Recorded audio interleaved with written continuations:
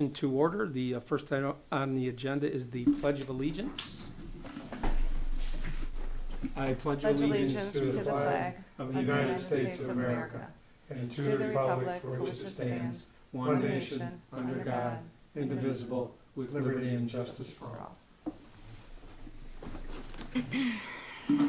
Next item on the agenda is roll call. Mr. Moran is here. Mr. Rathel's excused. Mr. Mann's excused. Mr. Filarski? Here. Mr. Hornby? Here. Mr. Loftus? Here. Mr. Heil? Here. Next item on the agenda is the approval of the agenda. Are there any additions or deletions to the agenda? No. Hearing none, I'll entertain a motion to adjourn, approve the agenda. Second. That'd be fast, yeah. So moved. Got a motion by Mr. Loftus. Second. Supported by Mr. Filarski to approve the agenda as submitted. All those in favor say aye. Aye. All opposed say no. Motion carries. Next item is our presentations, and we have a presentation on the DTE Emerging Technology Fund, and Eric Geerlings from Metro Consulting is here. Janelle, would you like to introduce your guest? Sure. Come on up, Eric. You can come up with me. Everyone, I'd like you to meet Eric Geerlings. Oh, there you go. Good job. He is with Metro Consultant Associates, and he's going to kind of go through what we've been talking about over the past, 2 months, I guess, maybe, roughly, and an opportunity of a grant that seems like it's being awarded to us here at Groh Airport. So I'm going to let him take it away since he's the professional here. All right, thanks, Janelle. Appreciate it. As Janelle said, Eric Geerlings, professional engineer in the state of Michigan, Wisconsin, and Texas. Most of my projects are utility scale energy projects, developers that are building anything from battery storage, wind farm, solar farm, also have some EV charging experience under my belt. For example, a couple summers ago, 2023, the state of Michigan had awarded a grant of $700,000 to Polaris for a network of 4 charging stations up in the UP, up in Ontonagon County near Lake Superior. And the state of Michigan wanted to have off-road, on-road vehicle charging. So the idea being that you'd have a location that would rent a few vehicles, up to 4, 2-seat each, and you would have like a day trip, and you'd go your first stop, you'd have breakfast, and then the electric side-by-side would charge back up. You go to your next stop, copper mine, charge back up. Share all that to say that was a location, all in one county, 4 different utility companies, power utilities, 4 different site owners, but it was multimodal. You could drive into that particular parking lot or wherever it was, and you could charge your standard car, or you could charge these off-road Polaris vehicles, all with the same charger. So it's kind of a multimodal site. That's something that I'm personally passionate about, growing up in Michigan and the Great Lakes. I think that we have the multimodal best of all worlds with marine, aviation, and automotive history that we have. And when I got, connected through MEDC contact with Airport Manager McNee, and heard about some of her ideas, shared a few of mine. We had just a brief phone call and kind of left that phone call thinking, hey, if there's ever funding that comes about, I'll let you know, and if something comes up that's worth pursuing, we'll talk about it. So this particular opportunity, it's the 3rd year running. DTE is doing Emerging Tech Fund, and it sounds like there's going to be about 6 different awardees. One of the projects being the project that Metro Consulting submitted, and I'll get into the details here. But on the photo here, you can see it's made by Ion Dynamics. It's a little charge bot, and that is in fact right there down by your old seaplane base. They made a stop out here. They're a company based in Novi, Michigan, and this is it's essentially like a battery on wheels, and it can do DC fast charging and also if you have the right other equipment on site, you can split it and do AC charging for multiple vehicles at the same time. So, Metro Consulting in the DTE territory, Novi, Michigan, Ion Dynamics in the DTE territory, Airport in DTE territory. We kind of had the trifecta. We had the location, consulting firm, and the manufacturer of the equipment. And the story really being highlighting the fact that you guys are coming up on 100th anniversary, and historically you've been a multimodal site, and trying to bring that into 2025, 2026 days where the technology's here for charging of multiple vehicle types, all with the same charging equipment. So that's what's, in a nutshell, that's the project proposal was DTE, if you guys will fund this, Metro Consulting will get the minor amount of infrastructure proposed, go through any and all steps as required by the township, building permit, electrical permit, anything and everything required to get approval from yourselves and the board. And assuming that those approvals were given, then the dollars would flow from DTE to Metro Consulting. We would make those upgrades at your airport, and then this would be a pilot project where this equipment would be here at the airport for use by airport staff or others, actually in the public side and on the airfield side. We'll get into some of those details, but that's the gist of it. Is the dollars would come from DTE. The airport would get some small upgrades, some things permanent, some things just temporary. But the project would bring some level of Southeast Michigan attention based on this grant, and we'd be excited to do this project here at your airport. I'll go to the next slide here. See if I can, there we go. All right, so yeah, as I said, the goal being to design, permit, construct modifications to existing airport infrastructure for the deployment of Ion Dynamics Energy's FlashBot, is what that unit is called. It's a multimodal EV charger, and we want to do some pilot electric vehicle testing here at the airport. Key outcomes, looks like I've got a timer going. I'm gonna have to fight that. The key outcomes, there would be some modifications made, such as a ramp for a couple of man doors in the Building 30 hangar area connected to this area we're in now. Which would be hangar 1. Hangar, sorry. Yep. Yes, Well, hangar. that's okay. I mean, it's labeled as a lot of different things, so no worries. I'll just add that, just so everyone knows which hangar we're talking about. Yeah, the mixed use was key in this particular project envisioning. Some electrical system enhancements, equipment commissioning, compatibility testing with different types of vehicles, and then that 14-month pilot would be a lease of that 2 of those units that you saw the photo of. And the timeline we're envisioning, it's looking like it probably is going to be about another month until DTE has a contract in my hands to theoretically start this project. And then we would be putting together some sketches, submitting a site plan in a few months, and trying to go for permit applications near the end of the year. Early next year, starting some of the modifications to those 2 man doors, and with the hope of then having the equipment installed and mobilized and commissioned early 2026 to start the 14-month lease period. What I'm guessing you guys care the most about would be what sort of modifications would be permanent. What we would be working on would be these, this is one example of the interior side of the exit door on your curtain wall hangar door there, the far end, northeast corner and southeast corner of that hangar 1. sounds like. Mm-hmm. So between these steel I-beams, there would be removal of the old door and retrofit of a new door. We would not be cutting the bottom beam.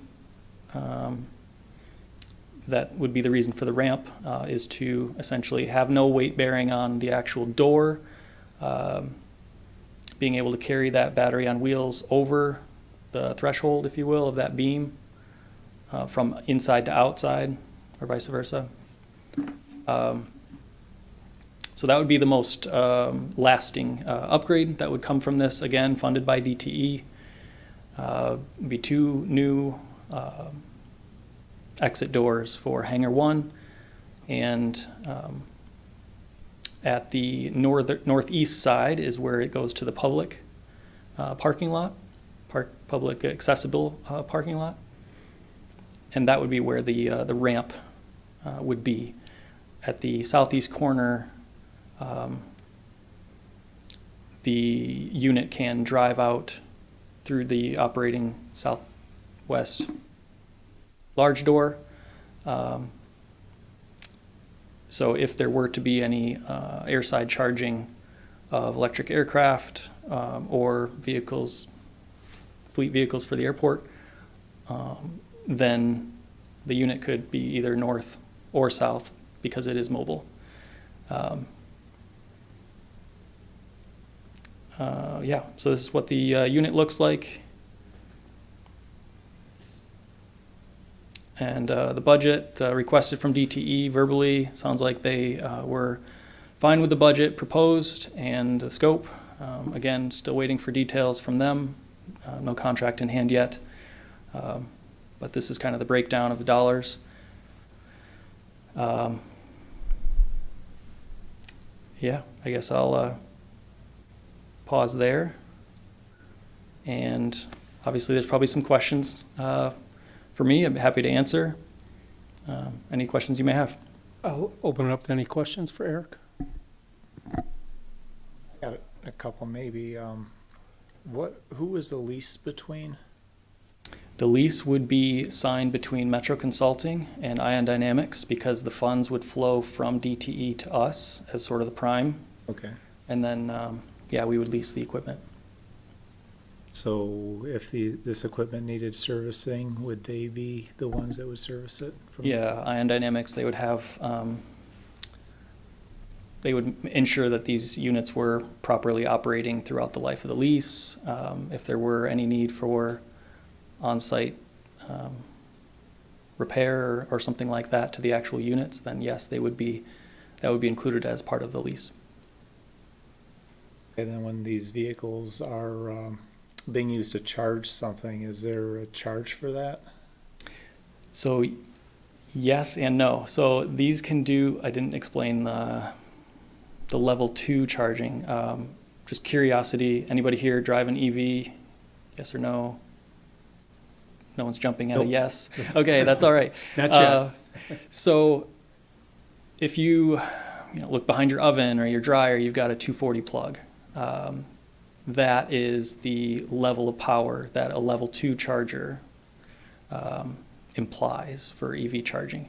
And so this unit on wheels would basically park itself at a docking station, and from that docking station it would enable up to 4 different vehicles to plug into essentially a 240 plug. So there'd be 4 little bollard kind of size little things with a cord on it, and 4 members of the public would be able to show up here and charge relatively slowly.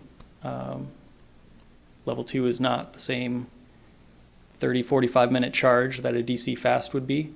I do drive an electric vehicle, and level 2 charging from my own car, usually I'm getting down maybe 40%, and then back to 80%. That's just a few hours. But if someone showed up empty and wanted to fill, that would then take, call it 7-8 hours. So that's a pretty slow rate of charging. Would be free. Free for the member of the public charging their vehicle. There would be some dollars coming through this that we've assigned for that purpose of essentially helping cover some of the electric bill that's associated with this. But you guys would have ultimate authority to when this would actually be operational. If for whatever reason it was running up the bill, there's no, it's your asset during the lease period. You could decide, oh, we're going to do it 3 days a week because, it's turning the meter too fast, something like that. So that option is always yours, but some funds have been set aside to cover on a quarterly basis. Funds would be sent from MCA to the township in whatever format is needed, similar to how we would pay for a building permit or something like that. We would transfer some funds to cover some of the electrical cost. And then I said it's both. So for the DC fast charging, one vehicle at a time, that interface, there's a screen on the front. Members of the public would, if they want a DC fast charge for a unit that's sort of out in the parking lot, they could do so, but they would pay through essentially an app on their phone. However, Ion Dynamics sets that up, and that would enable Ion Dynamics to charge, generally speaking, you about triple. So if you get at home, you pay, call it 15 cents kilowatt hour. At a DC fast charger, you're probably paying 45 cents a kilowatt hour because you're paying for the convenience of a lot of power really fast. So I don't actually know what the rates are going to be. Maybe it'll be 55 cents a kilowatt hour. I don't know what Ion Dynamics is going to charge, but the people that are plugging in know this. It'll be upfront. What am I going to pay? Do I want to do that? Yes or no?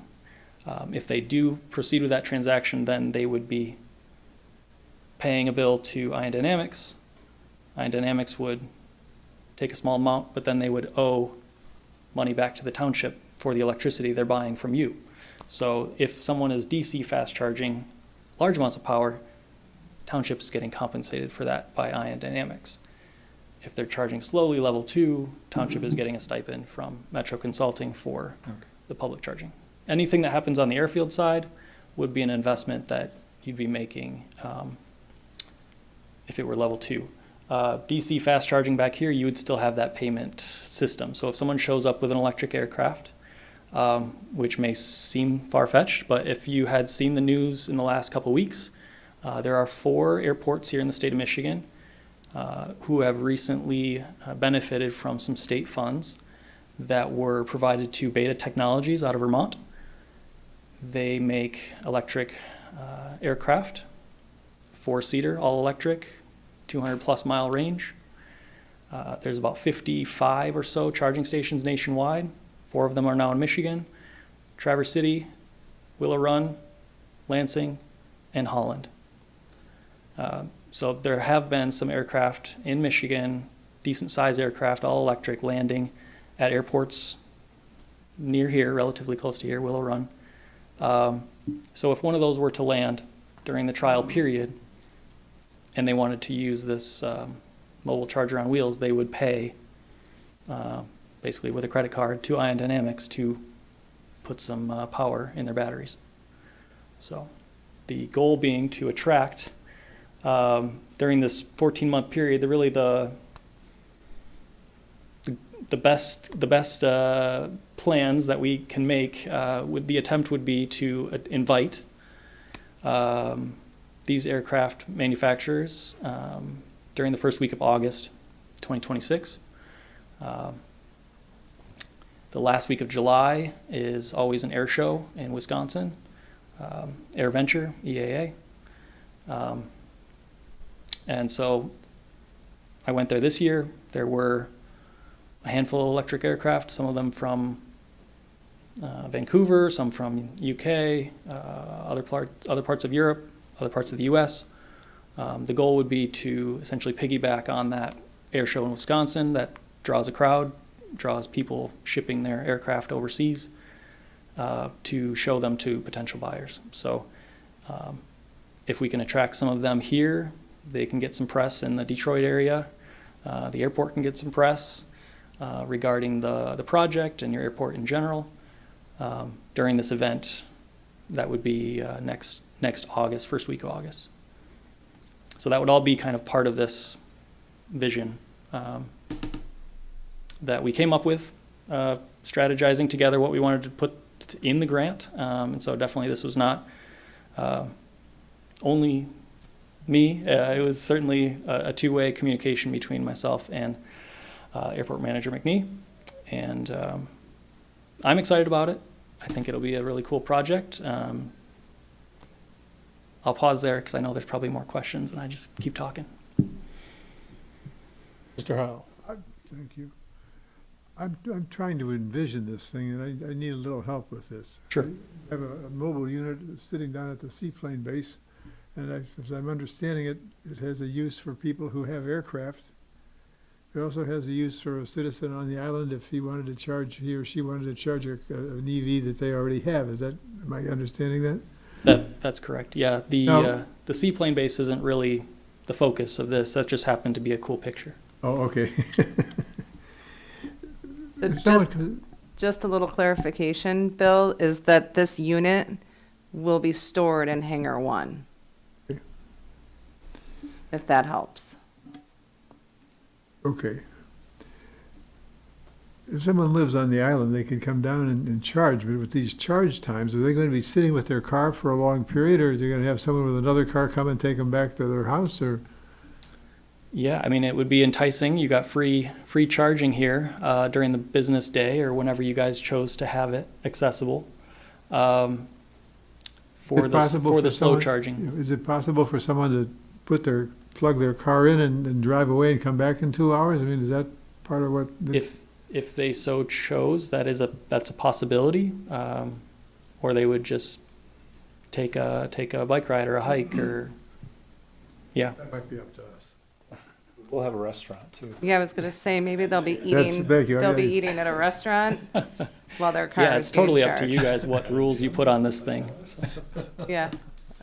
Play- But there is a time that you got idle time that you're waiting while your vehicle's being charged. Yeah, so if you were doing the DC fast charger and you did walk away and it was done after 30 minutes, these apps are set up in such a way that you're penalized. You keep paying, essentially.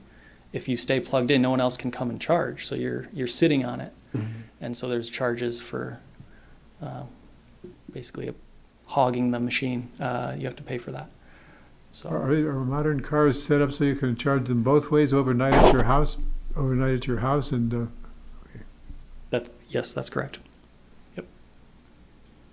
Eric, what is the, why is it 14 months? Why is it not 12? Why is it not 16? What's determining that it's 14 months? Yeah, so during the early thought process, I certainly was hoping for the 16, 18 months, something up higher. But after understanding the full complexity of the doors and the ramp and the project that made sense to apply for, the monthly rate essentially for the lease, the budget that was left over was applied to that. We basically had a certain amount that we could put towards months of lease. Okay, so We the funding maximized runs it. out after 14 We months. maximized it, but we couldn't get, it wasn't like a logical number. Yeah. Mr. Loftus, do you have a question? yeah, excuse me. Someday I'm going to get the rest of my voice back, but bear with me if you will. Little concern with having this charging station on the airport.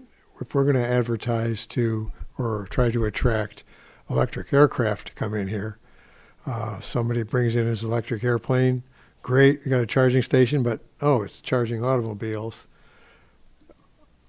I think since it's on the airport, we're advertising it on the airport, can we prioritize it for aviation? I guess that'd be up to us. Yeah, you'd have 2 units, so one could be Okay. back here and one could be serving the public slow.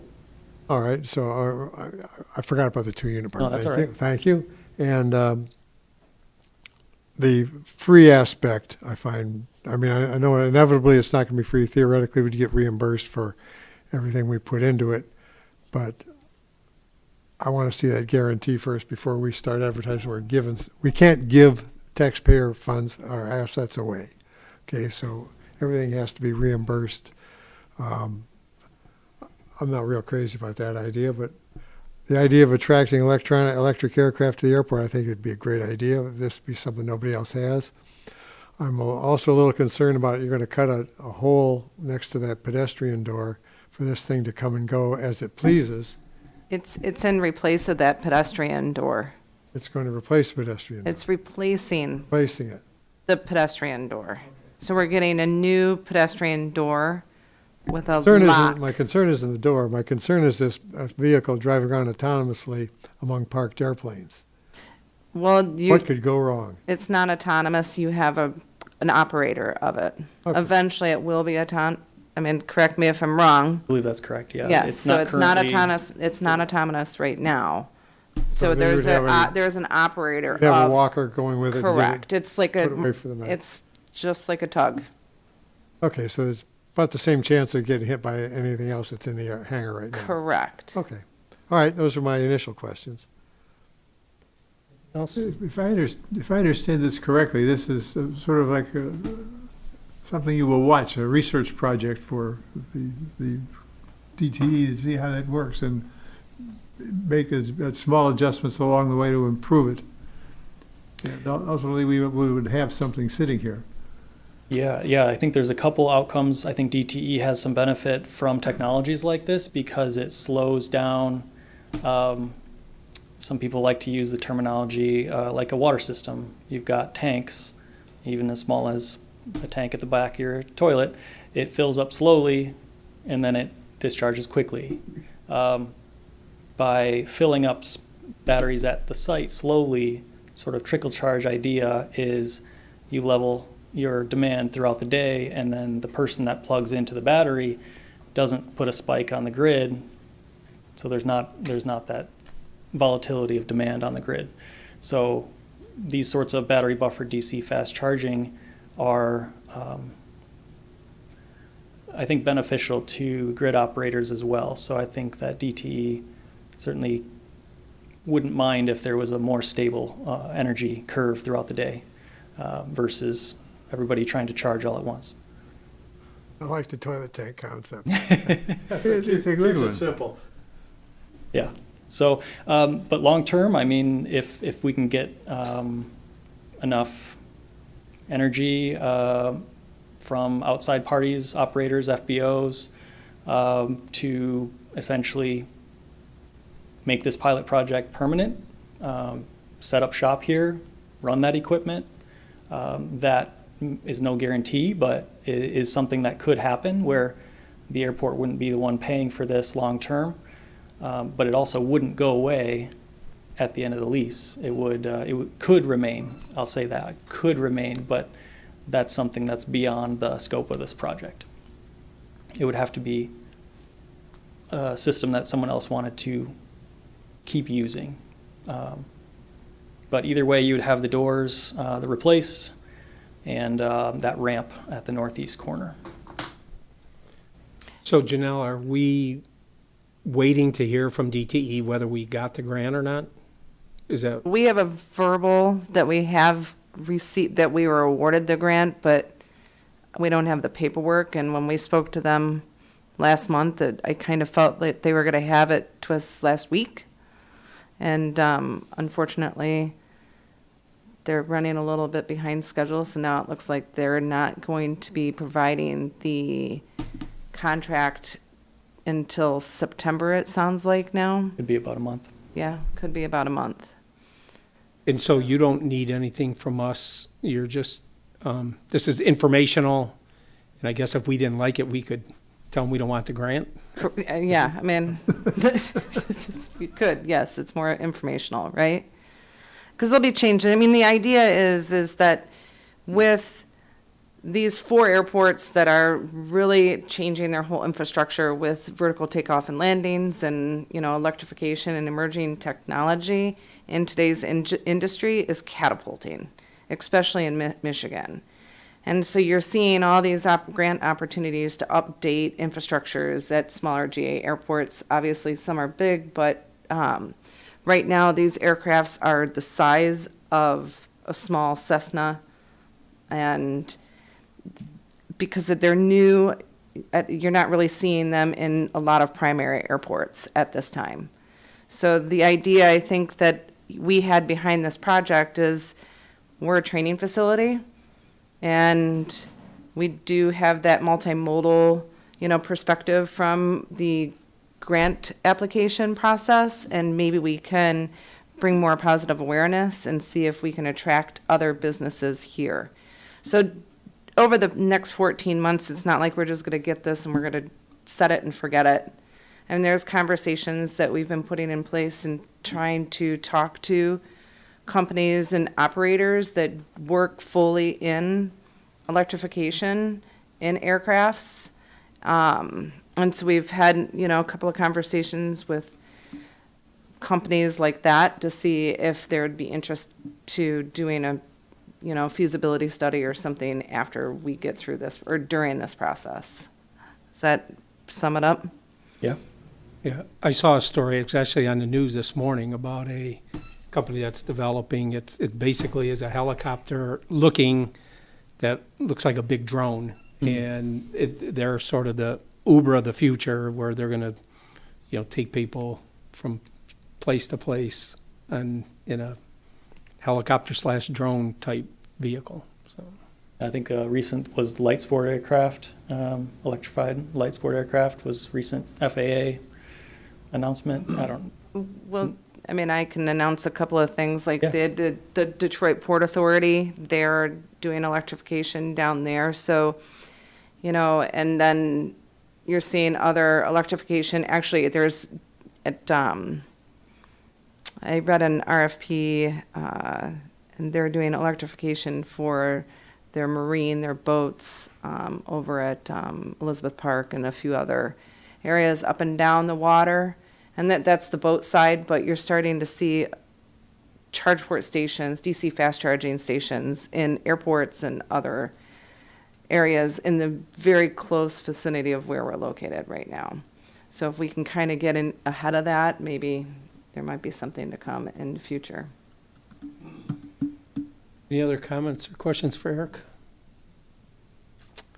Hearing none, thank you, Eric. We appreciate the presentation, very insightful, and Exciting stuff. Thank you all. Thank you. we'll move on to our next item, which is public comment. Seeing no one in the public to comment, we'll move on to our next item, which is the approval of the minutes of the June 16th, 2025 meeting.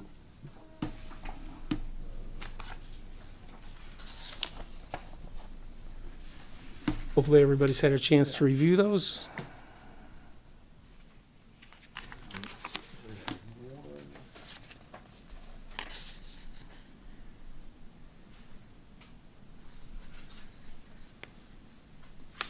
Oh.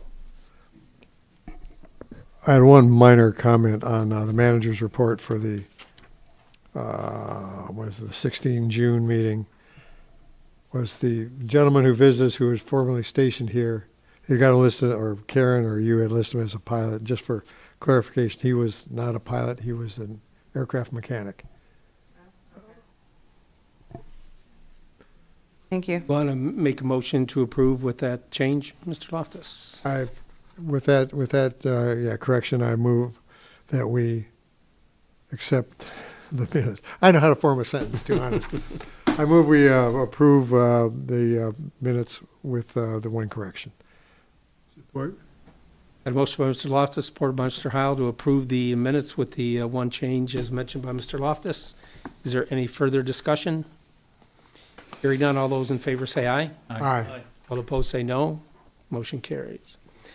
Next item is our financial reports, the approval of the June 2025 financial report. And we did not have a meeting in June, so we have two financial reports approved for tonight, the June and July.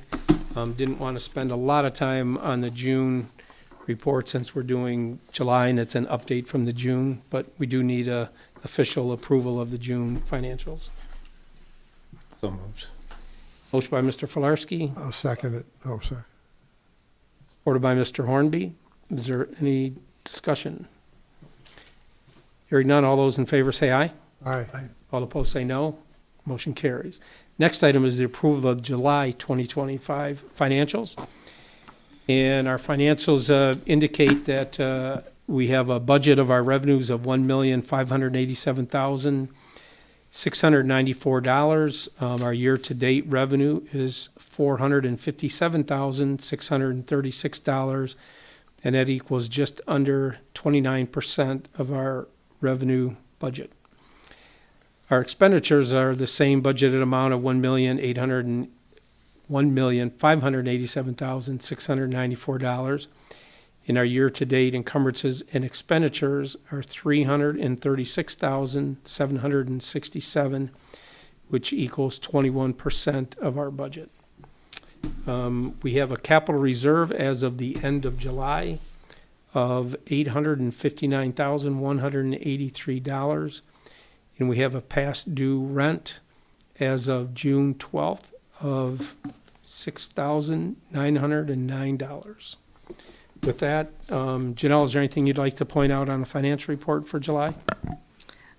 Just a couple of things I'd like to point out is that our year-to-date profit as of July, the end of July, is $120,869.21.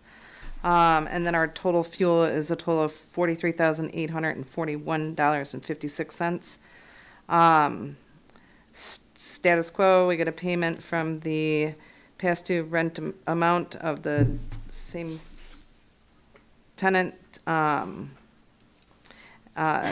So there's just constant reminders of that. There was a payment received 2 weeks ago in the amount of $2,500. I believe that $6,000 is reflective of that. Well, 6,860. And then the other tenant has been notified. Usually he'll catch back up right away. And that's all that I have today. Anyone have any questions for Janelle or any comments on the financial report?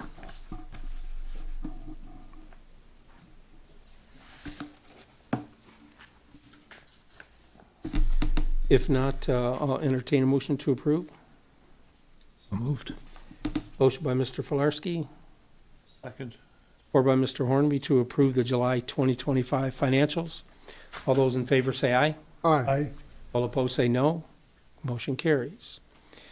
Move on to our action items, and our first action item is the approval of the lease extension for Coachron Investments LLC, which is doing business as Heil's Flying Service at 9505 Groh Road, Suite 175, and 280 in the airplane hangar.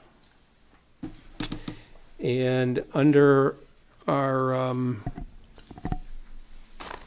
action item, we have that we, the recommendation is from the Groh Airport Commerce Park Manager. The Groh Airport Commerce Park Commission hereby approves the lease of Coachron Investments LLC, doing business as Heil's Flying Service for 9505 Groh Road, Suite 175, and 280 in the airplane hangar.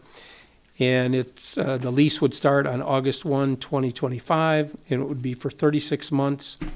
Year one rent would be $3,500 a month. Year two rent would be $3,600 a month, and year three would be $3,700 a month. And Janelle, I'm assuming this means that there will be 2 one-year extensions that That is correct. are to be the rental rate is to be negotiated at the time That is correct. that they would be acted upon.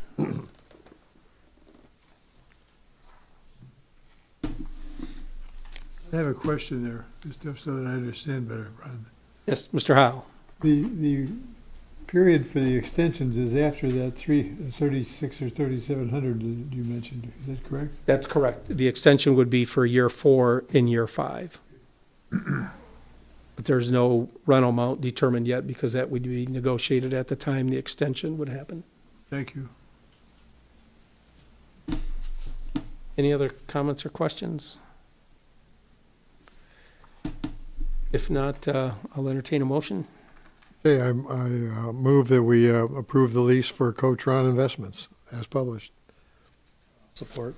Got a motion by Mr. Loftus, supported by Mr. Filarski to approve the lease extension for Coachron Investments. Is there any further discussion? Hearing none, all those in favor say aye. Aye. All opposed say no. Motion carries. Action item number 2 is we have a recommendation in front of us that reads, based upon the recommendation from the Groh Airport Manager, the Airport Commerce Park Commission hereby approves a building lease with 518 Biddle LLC for Building 63, located at 27502 Meridian, which is Unit 200, for $1,200 a month, and for expert mechanical services for Building 63, located at 27502 Meridian, which is Unit 600, for $1,300 a month. And the history of the tenant is that the lease would start on July 1, 2025, and expire on June 30th, 2026. It's a 12-month term. The rental rate for Unit 200 is $1,200. The rental for the Unit 600 is from July 1, 2025 through June 30th, 2026, for a 12-month term for $1,300. Is there any? I have a question. Questions? These are both Mr. Loftus. new leases. No, this is the extension, and I'd just like to point out, it's the same person for both leases. It's just under 2 different business All right. names. So this tenant has been here for, I think, quite some time. Good. How many vacant units do we have, if any? We No? don't have any vacant units over there. We have a waiting list. Even better. Yeah. Well done. I'm- Make a motion? I move we approve the lease extensions then, as published. I'll second Motion by Mr. Loftus, supported by Mr. Heil, to approve the lease extensions for 518 Biddle and for expert mechanical services. Any further discussion? Hearing none, all those in favor say aye. Aye. All opposed say no. Motion carries. Our next item is our discussion items. First item is the Meridian/Commerce Park land. Janelle? I'm just gonna let you take that away, Ron. Okay, I can do that. I mean, I can help out, but Back a couple weeks ago, I had a chance to meet with the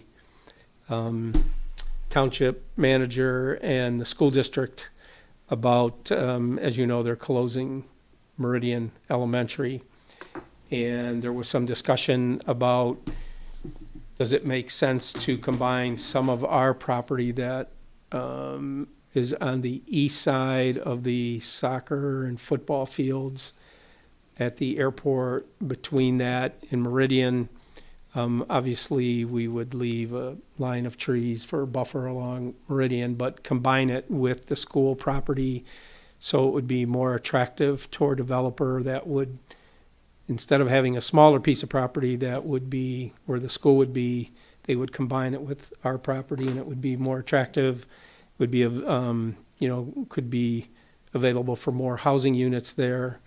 And the school district was in support of that and wanted to bring it before this group and see if there's any discussion. Is there any questions? Are we in favor of it? Because we did tell the school board, or the school board representatives, I should say the school district representatives, that we would give them some indication that we were willing to move forward or we weren't. So I'd like to bring it up for discussion tonight to see if anyone has, what's your thoughts? So I will open it up. Janelle, I don't know if you want to add anything to that. well, I would like to just add that, this is gonna take a little bit of time on my end, being that I will be working with the FAA in order to get this as a release of land. So just before I get moving on that, wanted to, I guess, get the pulse and the temperature here with everyone and see if that's something that we should be moving forward with or not. I'll start my first concern is developments near an airport. As long as people know that they're developing near an airport, we don't have the noise complaints like the people who bought the homes south of Selfridge and then they complain about all the jet noise. As long as they know this is an airport, we plan to keep it an airport for the foreseeable future, and you are going to hear airplanes as long as that's advertised up front. Obviously, we do need more housing available on the island, and we've got plenty of land sitting fallow, so I would support with that caveat. I would like to add a suggestion to that thought. And that's, I can't come up with a word, I forgot it. The robotic planes, the drones. Drones, yeah. Drones. If you have kids in these places, they were talking too about putting places together where the zoning might be supported for a home that a family can live in. I'm just concerned that young people like drones, and I don't know that it would cause any problem, but an awareness of that issue and addressing it, I think, would be appropriate. Has anyone determined that this land is okay from a being buildable land, safe environmentally also? Has anybody looked into that before we go further? As far as I know, no one has. I mean, that would all be part of the due diligence. Yep, yeah, I there would, would- Yeah, expensive consulting, and this is just conceptual, you know? yeah. Yeah, Okay. there would have to be an environmental study. Well, there Yeah. would be a site assessment, and, I mean, to that point, I mean, we are a brownfield, so, Who knows? yeah, I mean, but all of that would be part of our due diligence, Those which can- any developer is gonna want us to do regardless, so. Okay. You had provided a valuable caveat, and I thought it might be wise to share those thoughts. Mm-hmm, fair. Mr. Filarski. Yeah, so are we looking at this like holistically as a township, or is there consideration given to the airport for releasing this land, or is it just, we're just doing it for the greater good? Well, I believe that the way it would be required as far as the land release goes is since it was deeded as a federal surplus, I think that this is your question, is that any financial consideration that would be given would be going to the airport in order to continue to, operate the airport as we are obligated to do. Was that your question? No, my question is more, so is it would we be selling the property to the township, or is it just, you were basically just releasing it as just a gesture to help the township, sell the property? No, we would be selling it as the airport. We would be selling it as the airport. Right, that's what I'm getting at. Yeah, we would be selling it so we would be the seller, and we would probably be doing the advertisement, and we would be, Well, the intent would be that the property would be sold in conjunction with With- the school property. correct. So it would be sold, I mean, there's two different parcels, but it would be sold together. So a developer would be buying both Oh, pieces okay. at the same time. So instead of building, and I'll just make up numbers, instead of building 6 houses, he can now build 18 houses, if Okay, he so- controls both pieces. So we're basically just offering it as opposed to, extending it and giving it, selling it to the township then? Correct. Okay. Mr. I Horn, understand I that. guess that would answer one of my questions about, are we relinquishing control, or are we working jointly? And we probably should have some sort of control or approval, as part of the process for the impact on the greater airport and sure. everything else. But again, it's kind of early. I mean, I think we would sell it with the caveat that we would review and approve any site plan, layout, or, Right. and maybe even have a, architectural review or something affect that, just to make sure it fits with what we're trying to do here. It sounds to me, right now, if we put this thought together of combining two pieces of land, we've got ownership issues that are different for one piece from the other. We have to work out both of them. Oh, yeah. Yep. Mm-hmm, mm-hmm. is anyone against doing this, or is everyone in favor? Yes. Best answer I can give for myself personally, because I happen to also be wearing a hat for the township. I would be concerned about, or hopeful that some arrangement for generating taxes that would go to the township would be in the plan somewhere. And I'm not sure how it would be sliced up, but we have real needs for money in the years ahead, and we have to begin to think of a way of generating more income. Is what I'm saying. The one that comes to the mind, the jumbo and the elephant in the room, is this money that's necessary for the water pipes. I mean, the state of Michigan has told us we have 25 years to install at present day prices $30 million worth of pipe. Now, that money's got to come from somewhere. And we haven't talked about that yet. I mean, you can hope for grants and do all kinds of things. But with those kinds of needs sitting there, it would be remiss of me not to offer some thought about consideration on that issue. Well, obviously, the desired outcome is the construction of however many homes you can fit on this property, which you will have that many more taxpayers. So, yes, this would generate more income If for it the would be- township because there would be that many more taxpayers. Where my thoughts were, I'm learning from you. You build a building on this airport, and if you want to move away, that's fine. And if you can sell it to somebody else, fine. But if not, we own it. And I'm thinking that was what I was hearing being said here with this piece of property. I might be missing something here. No. Mr. Chairman? Mr. Hornby?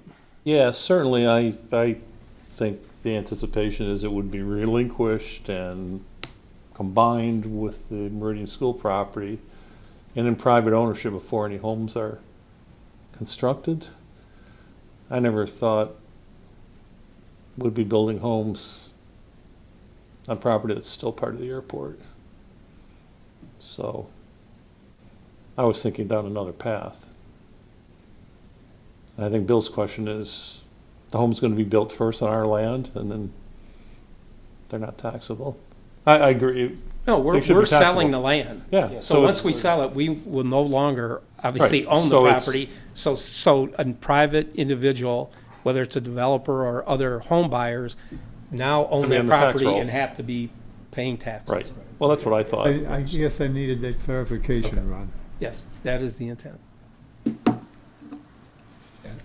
Okay, well, if we have no objections, we will indicate to the school administration that we are in favor of working with them to sell a part of our property along with their property to create housing, additional housing. Any objection to that? Okay. We will move on to our next discussion item, which is 9251 Groh Road, which is Building 39. Janelle, this is not me, this is you. Well, this is just a continuing conversation and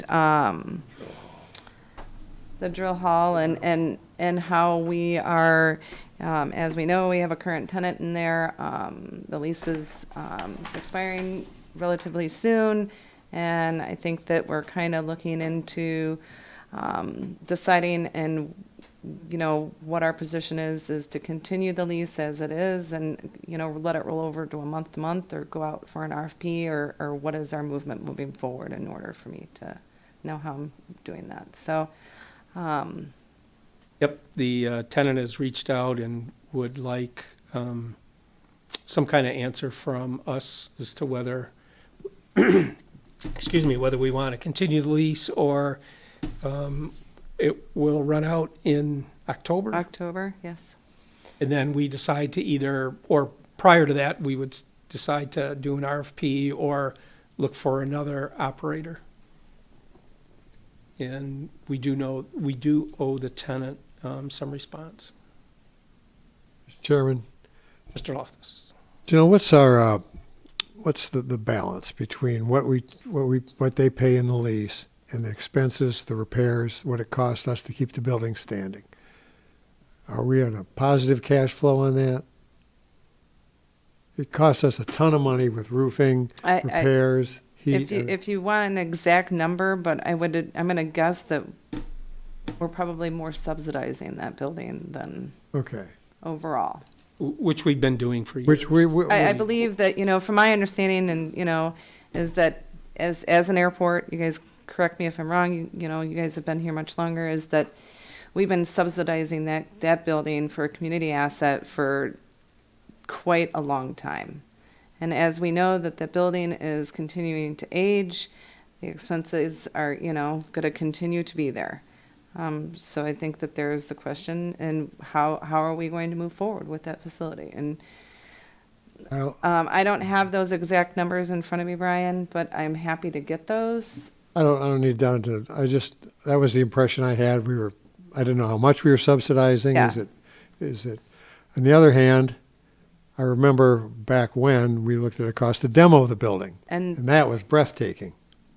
which is probably, at that time when we looked at it, I think it was, roughly over $600,000 or something So- like that. So, We can bleed a little over a long period of time, or bleed a lot all at once, just wash our hands of it, demo it, and find some other use for that property, maybe more T hangers. Or we can hopefully get somebody who will at least pay to keep the building. It has historic value, but that only carries it for so long. We're talking about the Island Athletics building. Yes, I yeah. didn't add 39 and. The drill hall, Yeah. Building 39. It started life as a drill hall. In case anybody didn't possibly know that. I thought they built blimps in this thing. That was down a little further. that was, yeah. Have we talked to Rec? Because initially Rec Yes. was interested. The rec Year- doesn't. two directors ago, No. one director ago. No interest? Well, No. wind that out then. Hmm. There is also peril for going out for an RFP, because if nothing comes back in, it means we got the only game in town, or if somebody comes in dramatically lower, we have the only game in town, puts him in a better bargaining position. Correct. So this will not be an easy decision to make. We But- need to make that decision tonight, though. No, but these are things we need to think about, because how long before somebody either on this board or some other manager says, it's time to pull the plug, I'd like to in make- technical terms. I'd like to make a suggestion on that. It doesn't seem, in my mind, just from dollars in and dollars out point of view, a wise idea to kick the can too far down the road, because we don't know what the future will bring. And if there's nobody there to rent it, it sits there, it still will continue to deteriorate to some degree. And I don't know if that creates complications sometimes when something's being torn down or not. I mean, if the building becomes more fragile, maybe you have to be more careful about propping things up when you take it down. I don't know what I'm talking about exactly, but we know what we have, and we don't know what the future will bring. And I like making decisions when things are better known. We've had 2 people interested, or was it 3? Had 2. Okay. So we have not done any advertising as it relates to an RFP, No. just through word of mouth. Correct. 2 people have expressed interest. So if we were to go out for an RFP, we may get even more interest, Correct. or we might get no interest. But Correct. we already have interest from 2 people, and we haven't really done any advertising at all that it's available. Correct.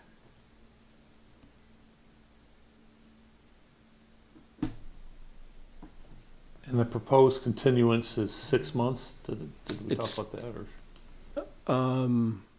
Was that, Yes. What they the proposed? yeah. okay. We're saying that the new lease would only be for 6 months, so that person renting would have a temporary thought on their mind? Right, That the they would- current tenant, their lease expires in October, so they would get another 6 months on top of, That in was addition to October. that was the proposal.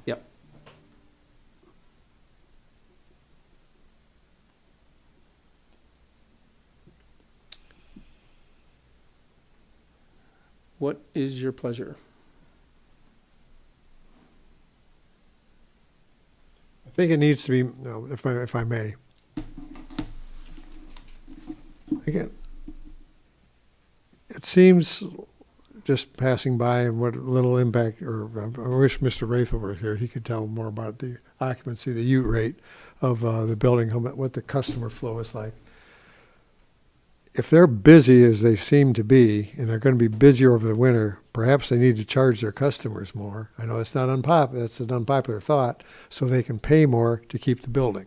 I don't think that's an unreasonable request on our part. It costs us money to keep the building there. We should not be subsidizing private enterprise. But then again, we don't want to lose the building, or incur the expense of demolishing the building. Either way, we're going to squeeze. But I think it needs to be incumbent on the tenant to come up with more money. And if he's as busy as he seems to be, he needs to charge more.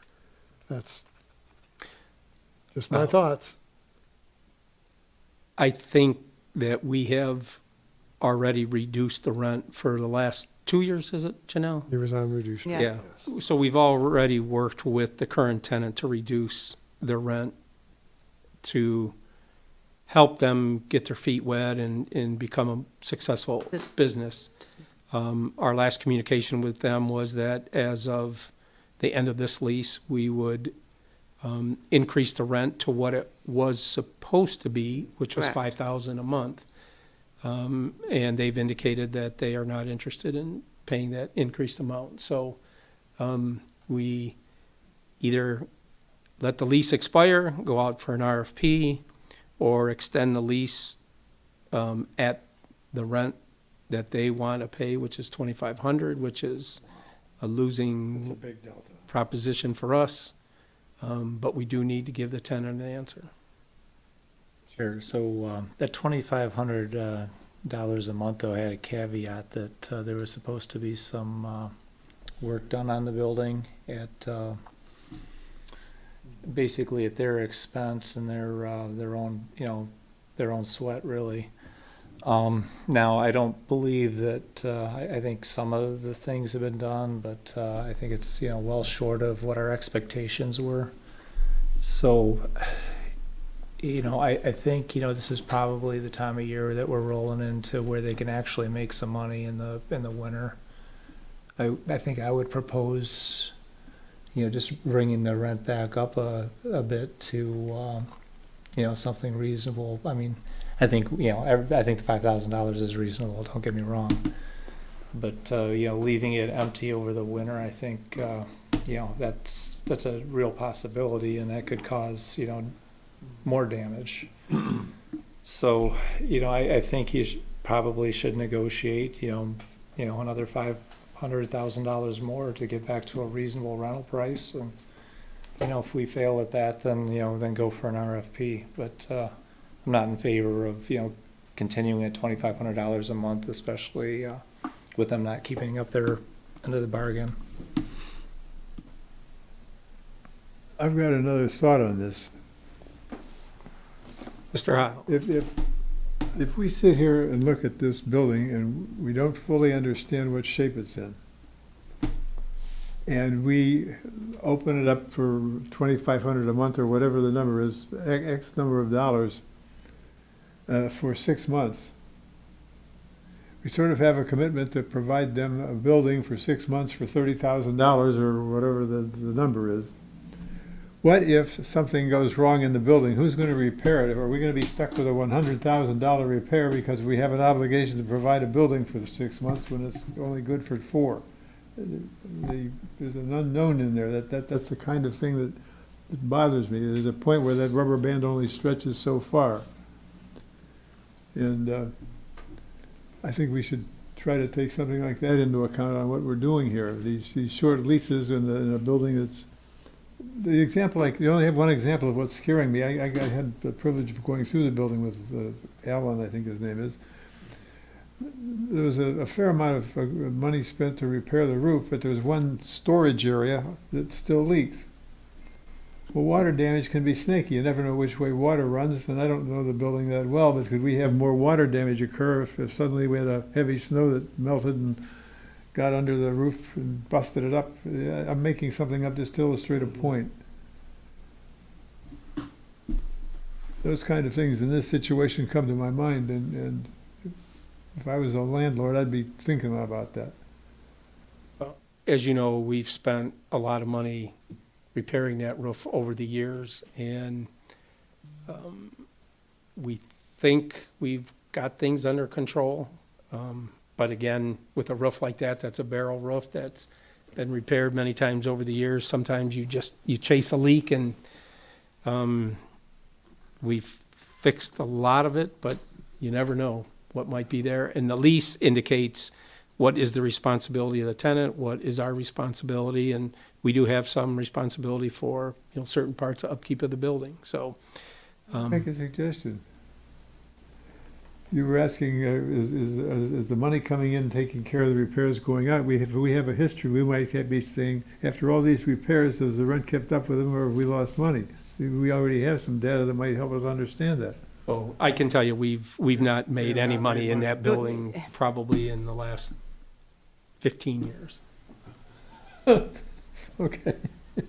We looked at it over the years as a asset to the community that we were willing to subsidize to have Labor of love a for recreation yeah. facility here on the island. And, at some point, you can only continue to subsidize things to a certain point. And at a discounted rental rate, which is what we have now, we're digging the hole deeper and deeper, and we can't afford to do it any longer. That's your answer, maybe.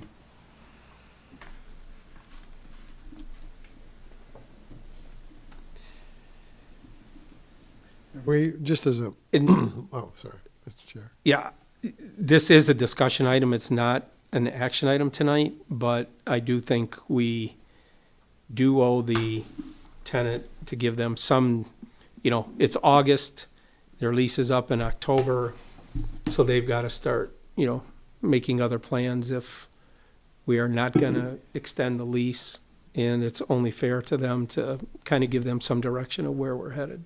Mr. Chair, I have one more thing I'd like to see, or some data on, a square foot or whatever comparison between a similar recreation facility within whatever our normal study distance is.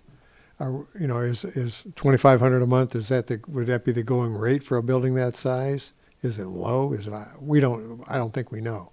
I think we can ask Mr. Hornby. He may have that information. It's not even in the ballpark. Yeah. Oh, And okay. I All right, so we're subsidizing. 5,000 a month isn't even in the ballpark. I I think mean, that's we've- less than $1 a foot, 40,000 square foot building, we've heard numbers that are 30,000 a year. 10, Okay. 30,000 a year, I think we heard. multiplied by 10. All right, that's a number we need to know.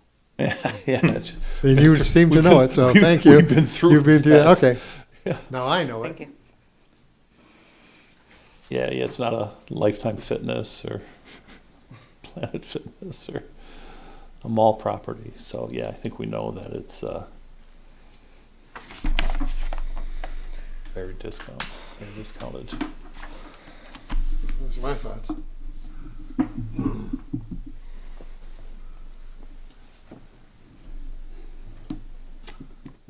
Kick the can down the road a little bit. We have one collective thought.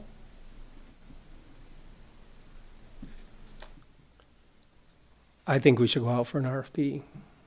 That would be my recommendation. I agree. If the current owner agree. wants, or the current manager would like to stay in the building, they can respond to the RFP. And if their proposal is acceptable, we can accept it. If we get other proposals that are better, we can accept a better proposal. How fast can we issue an RFP? It's drafted, so I would imagine I can probably have it out. There's, I have to look at the schedule, but there's only certain days you have to meet deadlines in order for the RFP to be issued via the News Hero for publishment. So, I mean, within And a within couple weeks, right? 2-3 So- weeks, I would imagine. So the current people have every opportunity to respond and still not be up against their deadline. That would be I correct. was thinking that. That makes Maybe by sense. September 1 or something would give plenty of time. So this will be an action item on our next meeting? Chair? Make an action item tonight if you want. I don't think there's any reason to delay. I mean, we don't meet again till mid-September, so my recommendation is we make it an action item tonight and we move on. Ready to write? I'm writing. Do we need a motion seconded to make it an action item? We need to propose the action item first, and then we. Oh. I'm Two sorry. steps, not one. Yeah, we can just make a motion that we publish an RFP for the management of our athletic facility. Can be just that easy.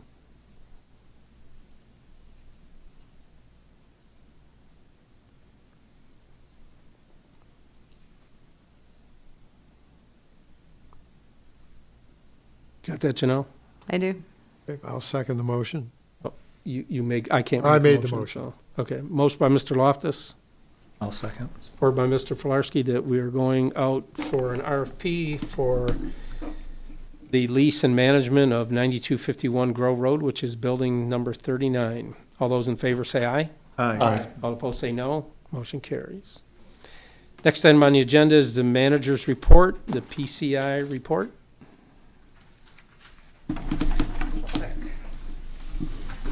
Just, hi.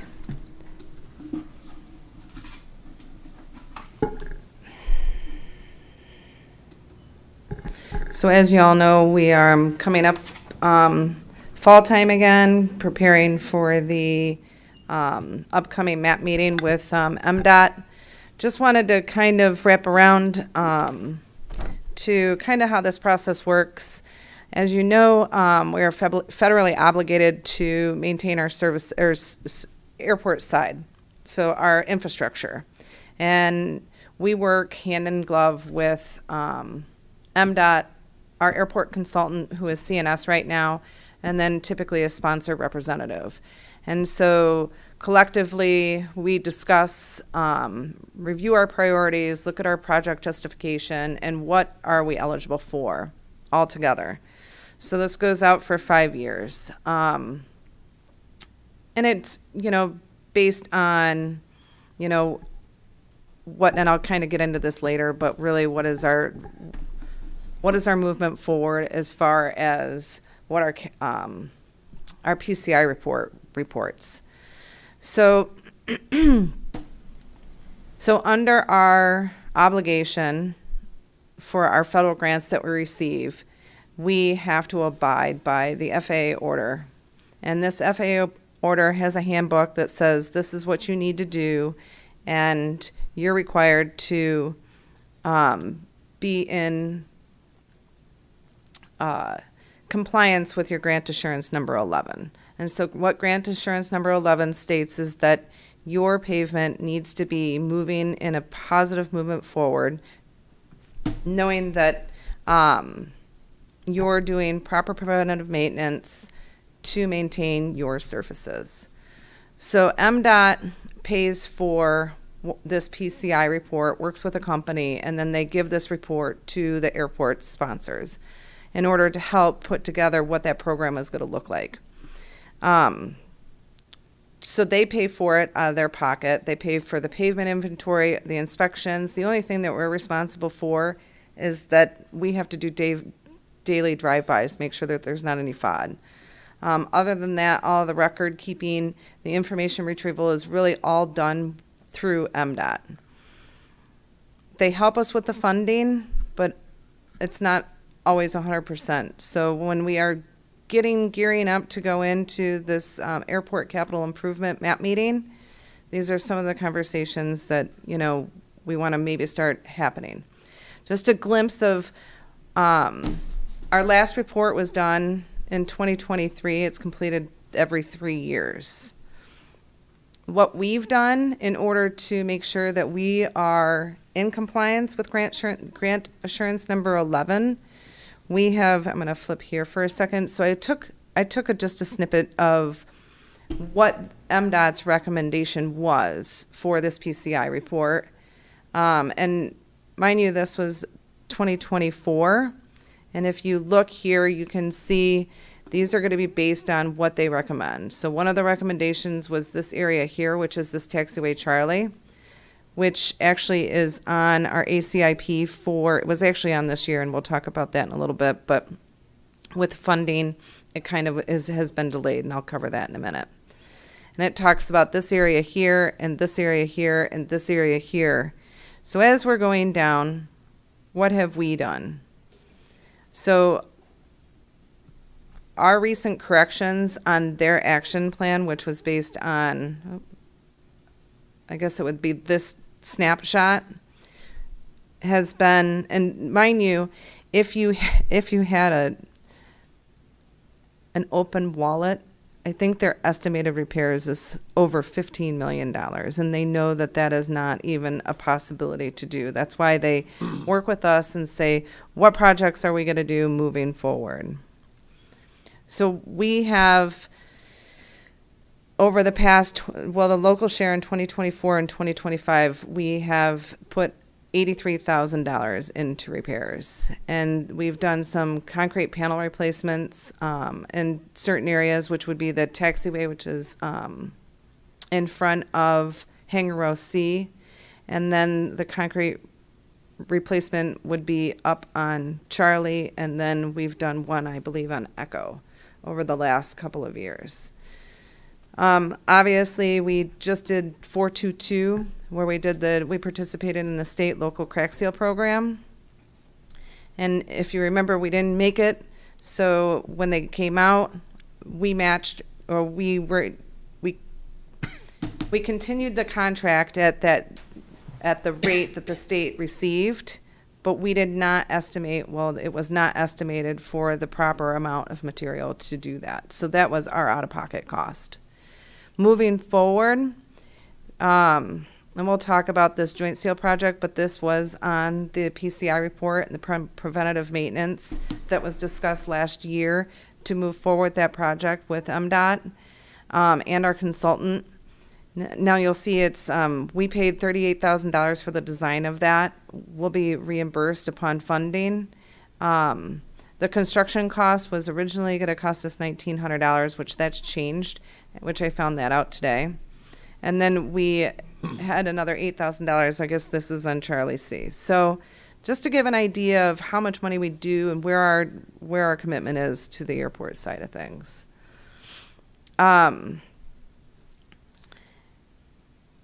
Things that are discussed during this meeting, and there's a few more buckets than typically. One of the buckets would be the IIJA funding, which is a federal funding, which is actually where our funding came from for Taxiway Charlie. But MDOT will sit down with you. They'll tell you how much money you have in the bank in each one of these pots of money, and they'll say, this is our estimated cost, along with the consultant, and how would you guys like to move forward? So where we are with the taxiway, Charlie, Echo, and Foxtrot is, we all know that the design phase has been completed. We sent out our grant application. We're waiting for, in May was the deadline for applications for the grant. And then we were just notified a few days ago that the grant has been fully executed. So we will be receiving that funding, a total of $448,000, $450,000 roughly. So at this time, once we receive that sponsor contract, which is in process with MDOT, then it'll, we're going to go through the next steps of getting it approved by the board, the commission, and then we'll figure out what our project start date is going to look like for that. And this is how the funding broke down as far as this, it was a bill grant, so forgive me. Now it's IIJA. They changed it. So, but you can see here that the cost of the design was the $3,700 that we paid for. So we'll be able to send that back to MDOT, and MDOT will be reimbursing us for that funds. And then we get to move forward with this project, but it's not going to be happening now because our contractor is tied up until the springtime. But just wrap your head around that. I know that it's all coming up, and when we meet with MDOT, I believe it's August 15th or October 15th, we'll kind of review what our plan looks, how much money we have in the kitty. Do we need to take a couple years off, save money for bigger projects like 1.7 or whatever it might be?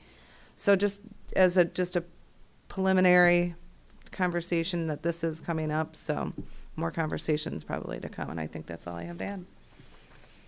Go for it, Daryl. I was going to say the ramps by the T hangers. I mean, I think that was one of the sections that Correct. were in red. I don't know how much longer, having that taken care of can be put off, but it's, going to the front of the list real quick. Well, so I'm glad you brought this up. So the consultant and I have been talking about, and I believe right now, I can get these numbers for you guys, but I think for the 2026, how much money we'll have left in our, in all of our different pots of money is roughly, it'll be like $750,000. And you can go back and look at that, what was in,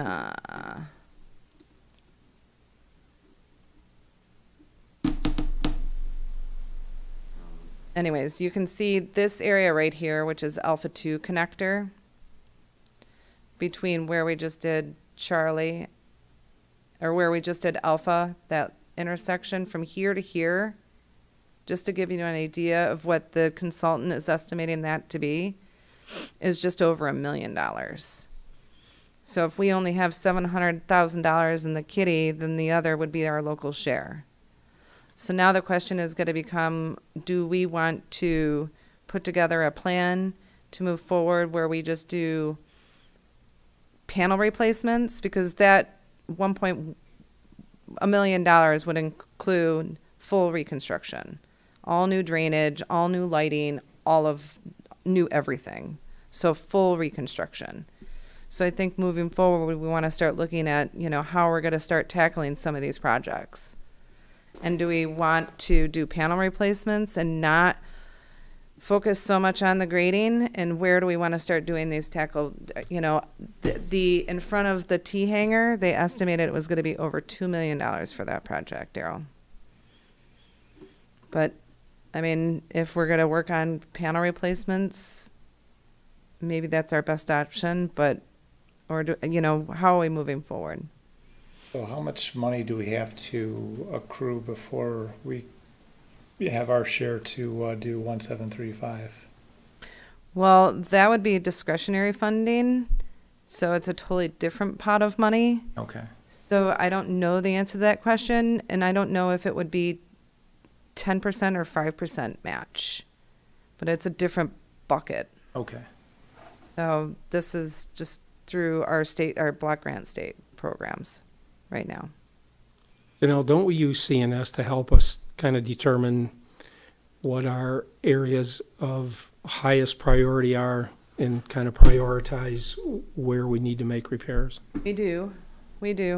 And right now, what CNS and MDOT looks at is that they'll be looking at that the red, which is the low PCI, that would be the most area of, that would be their first area of concern in order to move forward.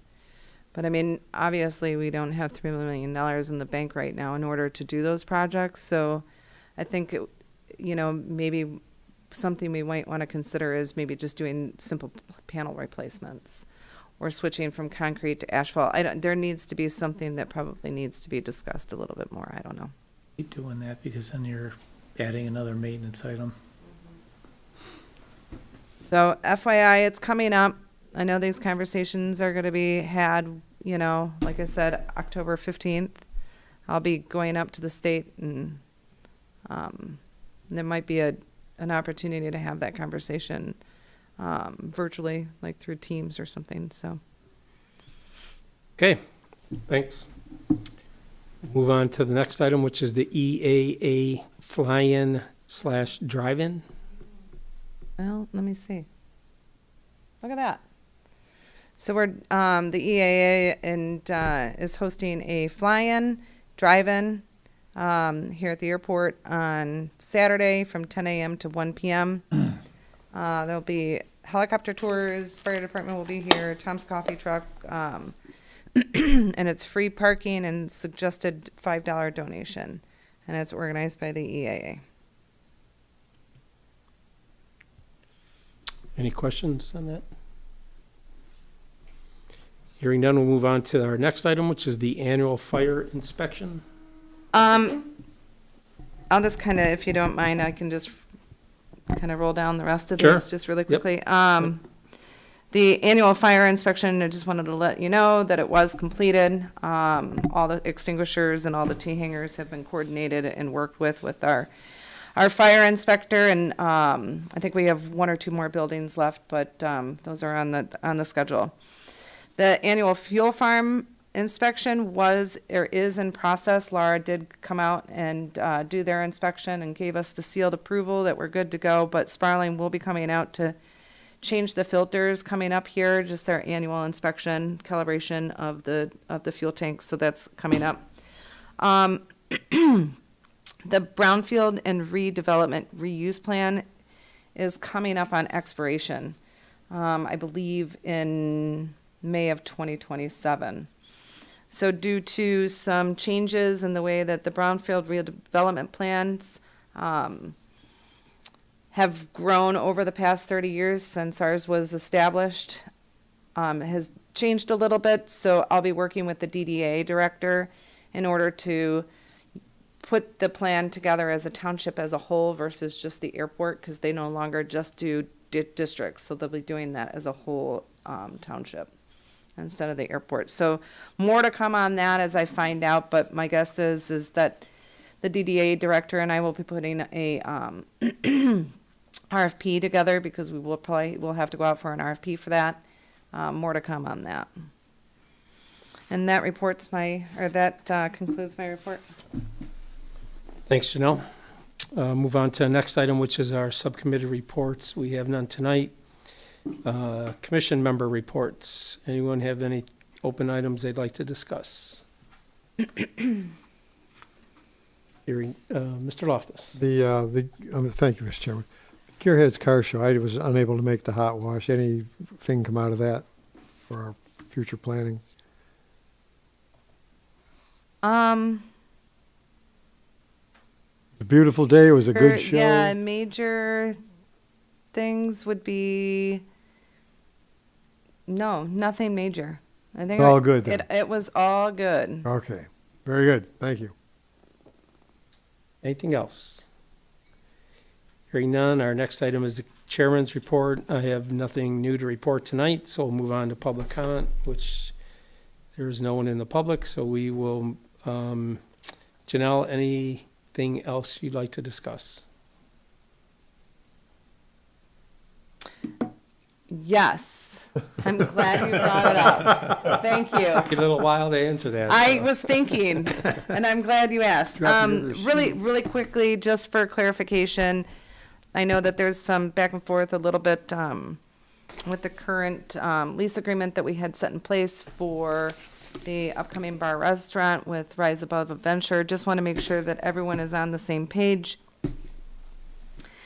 There's been some recent discussions in how we're going to set up and it was agreed in the resolution that there would be a $25,000 security deposit, and that the proposed tenant was going to come back with a matrix and a schedule and what that looks like moving forward. And it, through conversations, he's agreed that, okay, I will do the $25,000, but when I have an expenditure for architectural drawings, that we will reimburse him for the amount of money that was put forward, which was the original intent of the escrow, if that's what we want to call it, but it, and he's, and this was kind of last minute, I don't have anything in writing, that's why, but just wanted to make sure that we are all on the same page, that that's what that's going to look like moving forward. So we're going to hold an escrow. He has a list of matrix that he has to perform by a certain date, and we reimburse the money back to him with the intent in starting construction on April 1 of 2026. We just return parts of his escrow as he completes certain items that Correct. he's indicated he's going to complete over a period of time. Correct. So as he's putting more and more money into the project, his escrow gets reduced. Correct. Just wanted to clarify that for everyone, and that's it. So thank you for asking. No other business, I'll entertain a motion to adjourn. So moved. Motion by Mr. Filarski, supported by Second. Mr. Heil to adjourn. All those in favor say aye. Aye. All opposed say no. Motion carries.